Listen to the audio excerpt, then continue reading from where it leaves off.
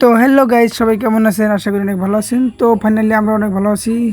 তো যাই হোক, আজকে আমাদের এখানে ছাদ ঢালাই করা হইতাছে। তো আপনারা দেখেন, আপনাদেরকে আমি ভিডিও করে দেখাইতেছি। মানে ছাদ ঢালাইটা হইতাছে বহুত, মানে 5-6 তলা এরকম, মানে 6 তলার উপরে ঢালাইটা হইতাছে। তো আপনারা দেখেন, আপনাদেরকে আমি ভিডিও করে দেখাইতেছি।